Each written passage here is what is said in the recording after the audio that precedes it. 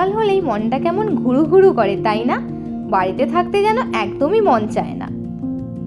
আর এরকমই এক শীতের সকালে আমরাও বেরিয়ে পড়লাম একদিনের ছোট্ট গন্তব্যে।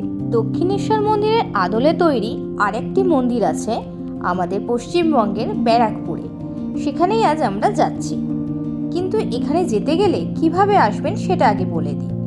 আমরা এসেছিলাম শ্রীরামপুরে শ্রী শ্রী রাধাবল্লভজিউ ঘাট থেকে। এটা হলো হাওড়া লাইন। আপনারা যদি শিয়ালদা থেকে আসতে চান সেক্ষেত্রে আপনাদের শিয়ালদা থেকে ব্যারাকপুর আসতে হবে, এবং ব্যারাকপুর স্টেশনের কাছে প্রচুর অটো পেয়ে যাবেন যারা আপনাকে অন্নপূর্ণা মন্দির পৌঁছে দেবে। আর হাওড়ার দিক দিয়ে এলে আমার মতনই সোজা চলে আসবেন শ্রীরামপুর স্টেশন, এবং সেখান থেকে টোটো করে সোজা চলে আসবেন রাধাবল্লভজিউ ঘাটে। এই রুটের খবর অনেকেই জানেন না। সাধারণত সবাই ব্যারাকপুরের স্টেশনে এসে সেখান থেকে অটো করে অন্নপূর্ণা মন্দির আসে, তবে আমাদের এই পথটা অনেকটাই সুবিধা হলো। শ্রীরামপুরের রাধাবল্লভজিউ ঘাট থেকে লঞ্চে চেপে ঠিক উল্টো দিকেই পৌঁছে গেলাম রানী রাসমণি ঘাট। রানী রাসমণি ঘাট থেকে পায়ে হেঁটে মিনিট 3 রাস্তা, বা কারোর পায়ের সমস্যা থাকলে সেখানে টোটো স্ট্যান্ডও আছে, টোটো করেও অনায়াসে অন্নপূর্ণা মন্দির পৌঁছে যেতে পারে।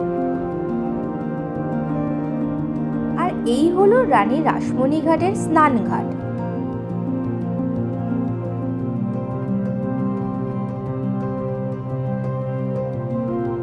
এই হলো অন্নপূর্ণা মন্দিরের মেন গেট। যথেষ্ট পার্কিং এরিয়া আছে এবং মন্দিরের সামনেই বিক্রি হচ্ছে ফুল এবং পুজো সামগ্রী, তাই কেউ পুজো দিতে চাইলে এখান থেকে কিনে নিয়ে পুজো দিতে পারেন। অন্নপূর্ণা মন্দির খোলার সময়সূচিটা একটু আপনাদের জানিয়ে দিই। মন্দিরটি সকাল 5টা থেকে দুপুর 1:30 পর্যন্ত খোলা থাকে এবং বিকেলে 4টে থেকে রাত্রি 8টা পর্যন্ত খোলা থাকে। দেখতেই পাচ্ছেন মন্দিরটি একদম দক্ষিণেশ্বর মন্দিরের আদলেই তৈরি, তবে দক্ষিণেশ্বর মন্দিরের তুলনায় ছোট। এই মন্দিরটি দক্ষিণেশ্বর মন্দির প্রতিষ্ঠার 20 বছর পরে প্রতিষ্ঠিত হয়। দক্ষিণেশ্বর মন্দিরের মতন এখানেও শিব মন্দির আছে, তবে দক্ষিণেশ্বরে 12টা শিব মন্দির আছে এবং এখানে 3 করে দুদিকে 6টা শিব মন্দির। এই মন্দিরটি প্রতিষ্ঠা করেন রানী রাসমণির কনিষ্ঠ কন্যা জগদম্বা দেবী। এখানেই পড়েছে পুজো দেওয়ার লাইন এবং দর্শন করারও লাইন। এই মন্দিরের একটি বিশেষত্ব হলো মায়ের মূর্তিটি সম্পূর্ণ সোনার মূর্তি। মন্দিরের ঠিক সোজাসুজি দক্ষিণেশ্বরের আদলে নাট মন্দিরও করা আছে।